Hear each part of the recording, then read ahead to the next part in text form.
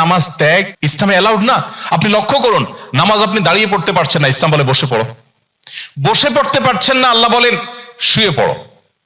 শুয়ে শুয়ে আপনি হাত পা নাড়াতে পারছেন না, ইসলাম আপনাকে নির্দেশ করছে মনে মনে তুমি নামাজ আদায় করো।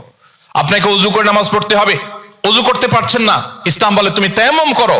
আপনি তায়াম্মুম করতে যদি অপারগ হন, তায়াম্মুমের ব্যবস্থা নাই, ওযুর ব্যবস্থা নাই, তাহলে যে অবস্থা আছেন সে অবস্থা আপনাকে নামাজ আদায় করতে হবে। নামাজের জন্য সতর ঢাকা ফরজ, কিন্তু এমন কোন পরিস্থিতি আছেন, আল্লাহ মাফ করুক, আপনার সতর ঢাকার ব্যবস্থা নেই, তাহলে ওই অবস্থায় আপনাকে নামাজ আদায় করতে হবে।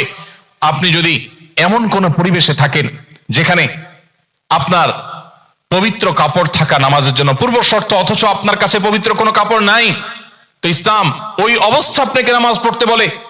কেবলার দিকে ফিরে নামাজ পড়া ফরজ, কিন্তু কেবলা কোন দিকে আপনি জানেন না, জানার কোনো উপায় নাই, কাউকে জিজ্ঞেস করেও জানার ব্যবস্থা নাই, আপনার কম্পাসেরও সার্ভিস আপনার কাছে নাই, কোনোভাবে কেবলা নিরূপণ আপনি করতে পারছেন না।